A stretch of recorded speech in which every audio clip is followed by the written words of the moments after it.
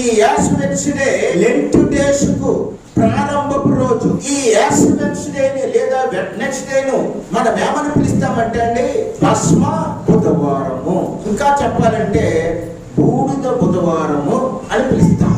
మరి ఇటువంటి రోజు ఎప్పుడు వస్తుంది అని మనం చూస్తే, ఈస్టర్కు ముందు 46 రోజులు లెక్కించి వెనక్కి వెళ్ళినప్పుడు సరిగ్గా బుధవారం రోజున వస్తుంది. ఏమండి, లెంట్ డేస్ లో మా పాస్టర్ గారు మా చేత ఉపవాస ప్రార్థనలు అని చెప్తారు. ఆ ఉపవాస ప్రార్థనలు 40 రోజులు ఉంటాయి. మీరేంటి 46 రోజులు ఉంటాయి అని మీరు నన్ను అడగొచ్చు. మరి ఈ 46 రోజులు ఉంటే 40 రోజులు ఉపవాసం చేసే రోజులు, మిగతా 6 రోజులు ఈస్టర్ వరకు వచ్చే ఈ కాలంలో ఆదివారం అనగా పునరుద్ధానపు దినపు రోజులు, ఆదివారపు దినాన్ని ఉపవాస దినముగా లెక్కించటము జరగాలి. మరి దీనిని బట్టి మనము చూస్తే లెంట్ డేస్ అనే దానికి ప్రారంభం ఏమిటి? ఈ భస్మ బుధవారం. భస్మ బుధవారము అని దీనికి ఆ పేరు ఎందుకు వచ్చింది? ఈ భస్మ బుధవారంలో వచ్చిన భక్తులకు, విశ్వాసులకు బూడిదను శిలువ ఆకారంలో నుదిటి మీద పోస్తారు. ఆ బూడిదను పూజే ఆచారాన్ని బట్టి ఇది బూడిద బుధవారము, భస్మ బుధవారము అని దీనికి ఆ పేరు మాత్రము వచ్చింది. విశ్వాసులకు నుదిటి మీద పూయబడే ఆ బూడిద ఎక్కడి నుండి వస్తుంది అనేది గత సంవత్సరమే నేను చెప్పాను. ఎక్కడి నుండి వస్తుంది అంటే, ఈస్టర్కు ముందు ఆదివారము యేసు ప్రభు వారు యెరూషలేమునకు జయ ప్రవేశంతో ప్రవేశించే రోజు. ఆ ఆదివారం నాడు మన ప్రాంతంలో అయితే ఇట్లాంటి పిల్లలు ఈత మట్టలు పట్టుకొని దానికి పూలు గుచ్చి దేవుని జయ ప్రవేశం అని చెప్పి వీధులంతా తిరుగుతూ వారు ఆ పెద్ద ప్రాసెస్ చేసి ఊరేగింపు చేసి చర్చికి వస్తారు. చర్చికి వచ్చినప్పుడు ఆ పెద్దలు ఏం చేస్తారంటే, మన ప్రాంతంలో ఆ మట్టలు పూలతో అలంకరించుకుంటాయి కాబట్టి వాటిని కిటికీలకు అందంగా కడతారు, గుమ్మాలకు అందంగా కడతారు, పవిత్రమైన చోటుల్లో అందంగా పెడతారు. ఇవి మట్టలు ఆదివారము అని మనం పిలుస్తున్నాం. ఈ మట్టనాదివారం నాడు తీసుకొచ్చిన ఆ మట్టల్ని ఈస్టర్ అయిపోయిన తర్వాత కొన్ని వారాలకి అవి ఉంటాయా, పచ్చదనం కోల్పోతాయి, ఎండిపోతాయి. ఆ ఎండిపోయిన వాటిని వీరేం చేస్తారంటే కలెక్ట్ చేసి, పోగు చేసి వాటిని భస్మముగా చేస్తారు. భస్మముగా చేసిన ఆ బూడిదను ఒక కలశములో, ఒక చక్కని పాత్రలో పోసి దాన్ని ఒక చోట భద్రపరుస్తూ ఉంటారు. ఆ భద్రపరిచిన ఆ బూడిదను ఇదిగో ఈ భస్మ బుధవారం రోజున విశ్వాసులు వచ్చినప్పుడు ఆ విశ్వాసులకు నుదిటి మీద బూడిదను శిలువ గుర్తులో వేయటము జరుగుతుంది. మరి ఈ భస్మ బుధవారం నుండి ఆ ఈస్టర్ వరకు ఉన్న ఈ కాలమున మనం ఏమంటున్నామంటే లెంట్ అంటున్నాం. ఈ లెంట్ అనే మాట ఓల్డ్ ఇంగ్లీష్ లో లెంటన్ అని పిలువబడింది. ఈ లెంటన్ అనే మాట కొద్ది కాలమైన తర్వాత లెంట్ అని రూపాంతరం చెందింది. ఈ లెంట్ అనే మాటకు అర్థం ఏమిటంటే లెంతన్. లెంత్ అంటే పొడవు, దీర్ఘముగా.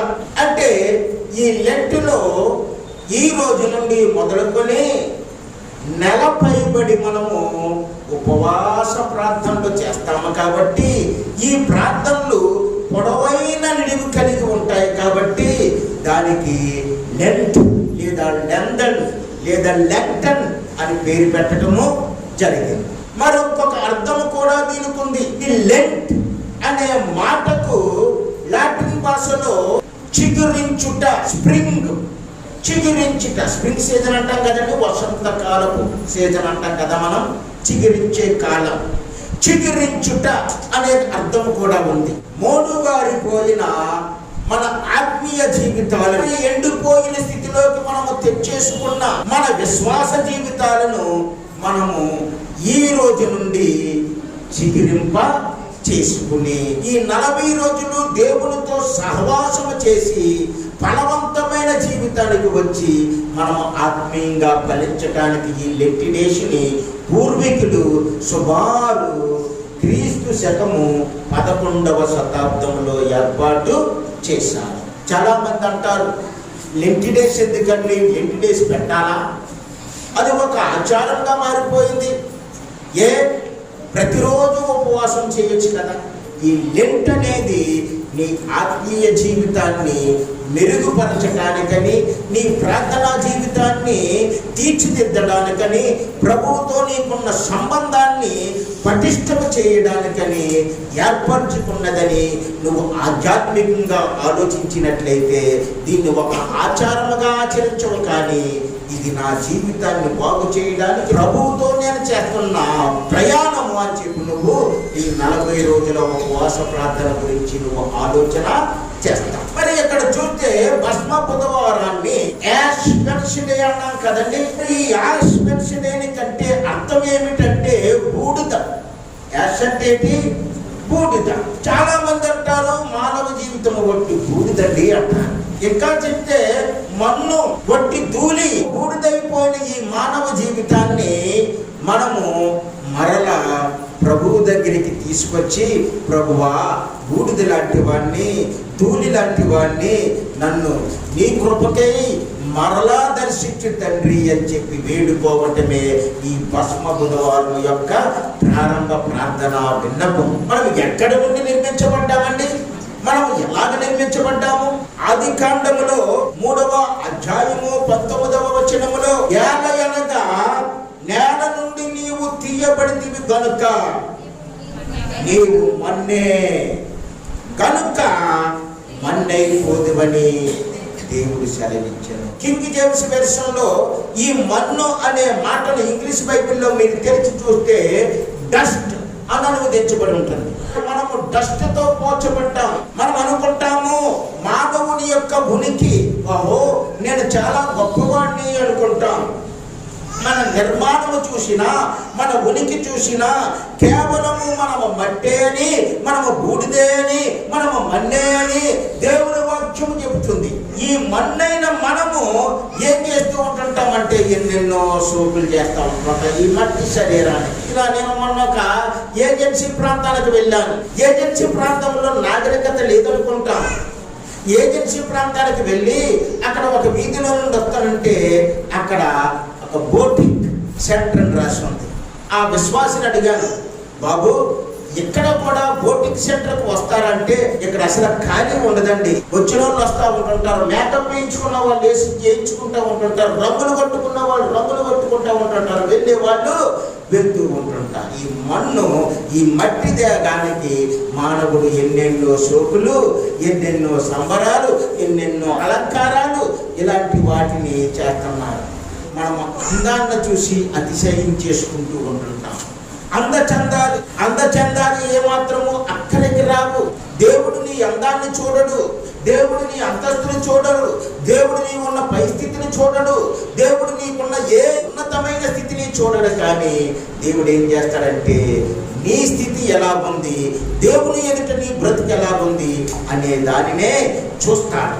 ఆ దేవుడి దగ్గర మనం ఏం చేయాలంటే ఈ రోజుని, ప్రభువా నేను మట్టినయ్యా, నేను ధూళినయ్యా, నేను ఎందుకు కొనగాని వాడినయ్యా, నీ ఎదుట నిలబడడానికి కూడా సాహసము ధైర్యము చాలని వాడినయ్యా అని చెప్పి నువ్వు ఆయన ఎదుటికి వచ్చి నిన్ను నువ్వు నీ నిజమైన స్థితిని ఆయనకి చెప్పుకునే ఒకే ఒక అవకాశము ఈ భస్మ బుధవారం నీకు కనిపిస్తుంది.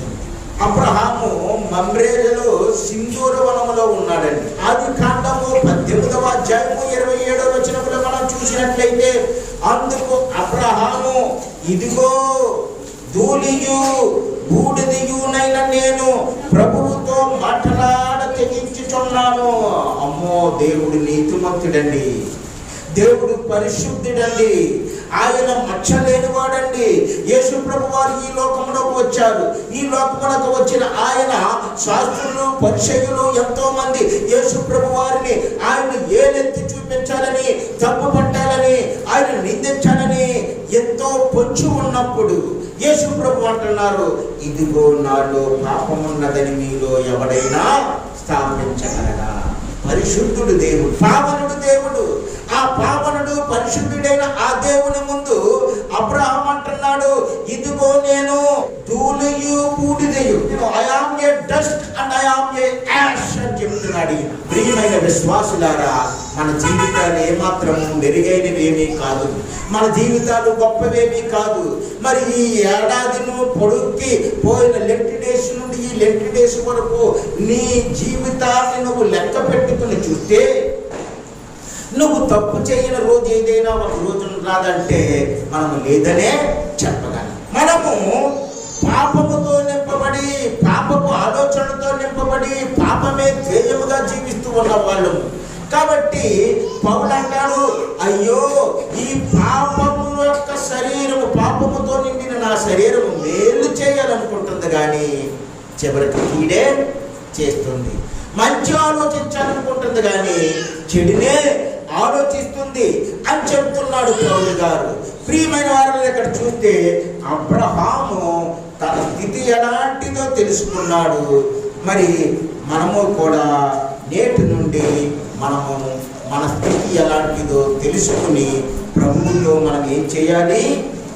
సహవాసం చేయడానికి ఇష్టపడాలి. మనము నీతిమంతులమని, గొప్పవారమని మనము ఏమాత్రము అతిశయపడకూడదండి. అతిశయించడం అనేది ప్రభువు వల్లనే మనం అతిశయించాలి తప్ప, తెల్లవారు లేచిన దగ్గర నుండి మరి ఎన్నో మార్లు మనం పడిపోతూ ఉన్నాం కాదంటారా? గోల్డెన్ని సార్లు పడిపోతూ ఉన్నాం. మన మాటలో పడిపోతూ ఉంటుంటాం. మన మాటలు సరిగా రావు. దేవుడు మన మాటల్ని జాగ్రత్తగా ఉపయోగించమంటాడు. మన ఆలోచనలు, మరి ఆలోచనలు కూడా దేవుడు చూస్తాడు. ఆలోచనలో తప్పిపోతూ ఉన్నాం. మన క్రియల్లో కూడా మనము తప్పిపోతూ దేవుడికి అయిష్టుడిగా మారిపోతూ ఉన్నాం. కాబట్టి మనము మరి ఎంత మాత్రమో కూడా ఏ విధంగా చూసినా కూడా నీతిమంతులము అని చెప్పుకోవడానికి అర్హత లేనివారు. మనము దేనితో సమానము? ధూళితో సమానము. మనము ఇప్పుడు దేవుని సన్నిధికి వచ్చి నిజమైన స్థితిని ఒప్పుకున్నప్పుడు దేవుడు ఏం చేస్తాడు? మనల్ని ఇష్టపడడానికి ఆయన హృదయాన్ని మన వైపు తిప్పుకుంటాడు. నీనేవే పట్టణస్థులు చూడండి, వారి యొక్క పాపము మరి పరలోకానికి ఎత్తుకుపోయిందట. అంటే అంత వెగుటు పుట్టించింది దేవుడికి. ఆ నినివే పట్టణస్థుల్ని దేవుడు ఆ పట్టణం మీదగా ఉగ్రత రప్పించాలనుకున్నాడు. ఉగ్రత రప్పించాలనుకుని యోనాను పంపినప్పుడు యోనా ఆ దేశం మీదకి రాబోతున్న ఉగ్రతను చెప్పినప్పుడు వారు దేవుడికి భయపడ్డారు. భయపడటమే కాదు, పిల్లలు మొదలుకొని రాజు వరకు ఆ ఊర్లో, ఆ రాజ్యంలో ఉన్న పశువులు కూడా ఉపవాసం ఉన్నాయి. ఉపవాసం ఉండటమే కాదు, వారు గోని పట్ట కట్టుకొని, వారు బూడిద పోసుకొని దేవుని ఎదుట ఏం చేశారటండి? పశ్చాత్తాప పడ్డారు. యెషయా గ్రంథంలో 64వ అధ్యాయం 6వ వచనము, 46 6వ వచనం, మేమందరము మా నీతి క్రియలన్నీ మురికి గుడ్డల వలె ఆయను, మేమందరము ఆకువలే వాడిపోతిమి, గాలివాన కొట్టుకొని పోవునట్లుగా మా దోషములు మమ్మల్ని కొట్టుకొని పోయెను అంటున్నాడు భక్తుడు. మానవుని యొక్క పరిస్థితి ఎలా ఉందంటే ఆ మురికి గొడ్డ వలె ఉంది. మురికి గొడ్డను ఎవరైనా ముద్దాడతారండి? ఇక్కడ దేవుని వాక్యం ఏమంటుందంటే, మేమందరము అపవిత్రుల వంటి వారమైతిమి. ఓ మనుషుడా, నువ్వెమనుకుంటున్నావో కానీ దేవుని వాక్యం అంటుంది నీవు అపవిత్రుడవు. పవిత్రత లేదు. దేవుని వాక్యం బట్టి చూస్తే నేను పరిశుద్ధుడై ఉన్నలాగున మీరులో కూడా పరిశుద్ధులై ఉండండి అంటుంది దేవుని వాక్యం. మరి మనలో పరిశుద్ధత ఏది? పోయిన భస్మ బుధవారం నుండి ఇక్కడ వరకు లెక్క పెట్టుకుంటే మనము ఎన్నిసార్లు అపవిత్రులమైపోయాము, ఎన్నిసార్లు ప్రభు మార్గం నుండి తొలగిపోయాము, ఎన్నిసార్లు ఆయన మాట వినక మొండివారముగా, మొండివారముగా, అపవిత్రులముగా, చివరికి పాపులుగా మనము మారిపోయాము అంటున్నాడు ఇక్కడ. మా నీతి క్రియలు మురికి గుడ్డల వలె నాయను, మేమందరము ఆకువలే వాడిపోయాం. ఎలాగైపోయామాట అండి? వాడిపోయాం. బిజీ లోకములో ప్రార్థన లేకుండా వాడిపోయాం, బిజీ లోకములో వాక్యం చదవకుండా వాడిపోయాం, బిజీ లోకములో సంఘ కార్యక్రమాలు చేయకుండా వాడిపోయాం. ఎక్కడ చూసినా బిజీ బిజీ బిజీ. ఆ ఉరుకుల పరుగుల జీవితపు ఈ ఆటలో మనము వాడిపోయాము. దేవుని ఎదుటికి వచ్చినప్పుడు తప్పకుండా ఓడిపోతాం. అలా ఓడిపోకుండా ఉండటం కోసమే ఇక్కడ దేవుని వాక్యం అంటుంది, వాడిపోయిన నీ బ్రతుకు మరలా ఏమవ్వాలట? చిగురించాలి. వాడిపోయిన నీ బ్రతుకు మరలా పుష్పించాలి. వాడిపోయిన నీ బ్రతుకు మరలా పరిమళించాలి. పరిమళించిన నీ బ్రతుకు ఫలాలనివ్వాలి. దేవుడు ఆ ఫలాలను చూసి ఆనందిస్తాడండి, సంతోషిస్తాడండి. నిన్ను బట్టి ఆయన ఎంతో ఆనందము, సంతోషము పొందే రోజు ఏంటంటే పశ్చాత్తాపపడే రోజు. ఈ రోజు నుండి 40 రోజులలో తెగిపోయిన, ఏం తెగిపోయింది? ప్రభువుతో మన సంబంధం తెగిపోయింది. తెగిపోయిన సంబంధాన్ని మరలా మనము పునరుద్ధరించుకోవాలి. ఈ మందిరము ఎంత వెలుగుగా ఉందంటే అక్కడ ఉన్న స్విచ్ బోర్డుతో ప్రతి లైటు వైరు కనెక్ట్ చేయబడింది. ఆ లైట్కి స్విచ్ బోర్డుకి సంబంధం ఉంది. ఇప్పుడు ఎట్టి పరిస్థితుల్లోనైనా, ఏ విధముగానైనా పొరపాటున ఆ మధ్యలో ఉన్న వైరు తెగిపోతే, ఆ మధ్యలో ఉన్న వైరు కొంచెం డిస్టర్బ్ అయితే ఈ వెలుగు అనేది ఉండనే ఉంటుంది.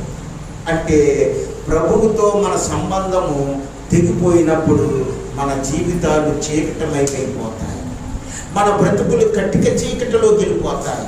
మనము మరి కంటికి కానరాని కారడుగులో తిరుగుతూ ఉన్నట్టు మన బ్రతుకులు ఆధ్యాత్మిక అంధకారంలోకి వెళ్ళిపోయి మరి ఎంతో బాధను, శ్రమను, దుఃఖాన్ని మనము అనుభవిస్తాం.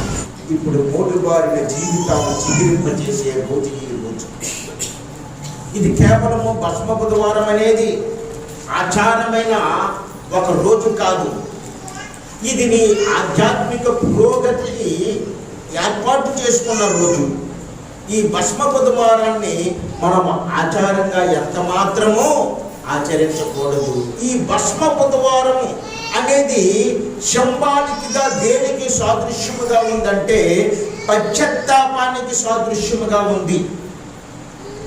ఎస్తేరు గ్రంథములో ఆ యూదుల మీదకి భయంకరమైన శ్రమ తీసుకొస్తాడు. హమాను తీసుకొచ్చినప్పుడు అప్పుడు మొర్దెకై ఏం చేస్తాడంటే ఆ ద్వారము దగ్గర కూర్చుని గోని పట్ట కట్టుకొని బూడిద పోసుకొని దుఃఖిస్తాడు. అంటే పశ్చాత్తాపడతాడు. మనం ఇప్పుడు పశ్చాత్తాపడవలసిన రోజు. ఎందుకు పశ్చాత్తాపడాలి? అయ్యా, గత లెంట్ కాలం నుండి ఇప్పటి వరకు తెలుసో తెలియకో, ఉద్దేశపూర్వకంగానో అనుకోకుండానో నేను ఎన్నో అపరాధాలు చేశాను. నేను కొన్నిసార్లు జారిపోయాను. నేను అలా వెళ్ళకూడదనుకునే వెళ్ళాను, జారిపోయాను, పాపినైపోయాను. నా పాపాలను బట్టి, నా అపరాధాలను బట్టి, నా దోషాలను బట్టి ఇదిగోనయ్యా ఈరోజు నీ సన్నిధికి వచ్చాను, నీ సన్నిధిలో నేనున్నాను, నేను పశ్చాత్తాపడుతున్నానని చెప్పి నువ్వేం చేయాలంటే పశ్చాత్తాపడాలి. ఈరోజు మనము పశ్చాత్తాపడవలసిన రోజు. యోబు అంటాడు కదా, యోబు గ్రంథము 42వ అధ్యాయము 6వ వచనములో ఆయన స్థితిని జ్ఞాపకం చేసుకుంటూ ఎలా అంటున్నాడు, నన్ను నేను అసహించుకొని ధూళిలోను బూడిదలోను పడి పశ్చాత్తాపడుచున్నాను. ఏం చేస్తున్నాడండి ఈ యోబు? అసహించుకుంటున్నాడట, తనను తాను అసహించుకుంటున్నాడట. ఎందుకు అసహించుకుంటున్నాడు? ప్రభువు చెంతపై వెళ్ళినప్పుడు నా పరిస్థితి ఎలా ఉంటుంది? మనము కూడా అలాగే ప్రభువు నన్ను దర్శించినప్పుడు, ప్రభువు నన్ను కనుగొన్నప్పుడు, ప్రభువు నన్ను చూసినప్పుడు నా పరిస్థితి ఎలా ఉంది? అప్పుడు మనకు అసహ్యం వేస్తుంది, అప్పుడు మనకు వెగుటు పుడుతుంది మన జీవితాన్ని మనకు తలుచుకుంటే. ఈ యోబు అదే చేస్తున్నాడు. ఈ యోబు తన పరిస్థితిని చూసి ఏం చేస్తున్నాడట? నన్ను నేను అసహ్యించుకొని ధూళిలోను, చెప్పాలా, బూడిదలోను పడి, ఎక్కడ పడుతున్నాడట?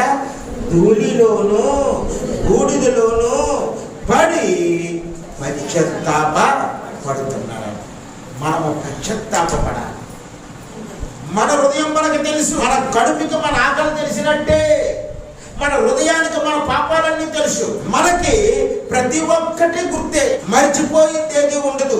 ఈ రోజు నువ్వేం చేస్తావంటే, పశ్చాత్తాప పడుతున్నానయ్యా, నాకు ఒక రోజునిచ్చావు, దుఃఖించే రోజునిచ్చావు, పాపాలను ఒప్పుకునే రోజునిచ్చావు, ఆ పాపాలను బట్టి నన్ను కడిగే రోజునిచ్చావు.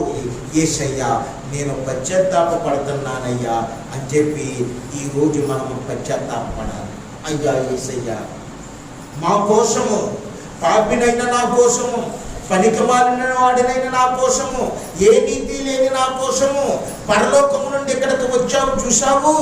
నేను అర్హత లేని వాడిని, అయినా నువ్వు నాకు రక్షణనిచ్చావు. రక్షింపబడినా సరే నేను అనేకమైన తప్పుల్లో నేను చిక్కుకున్నా, అనేకమైన పాపాల్లో నేను కూరుకున్నాను. ఆ పాపం అనే ఊపు నన్ను లాగుతూ లాగుతూ లాగుతూ ఉంది. నన్ను ఆదుకునేవాడు లేడు, నన్ను నిలబెట్టేవాడు లేడు, నన్ను పైకి తీసేవాడు లేడు.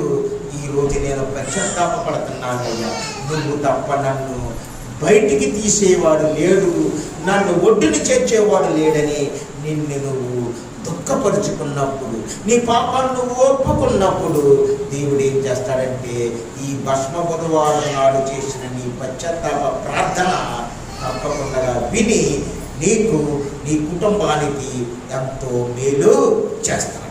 దేవునికి స్తోత్రం కలుగును గాక.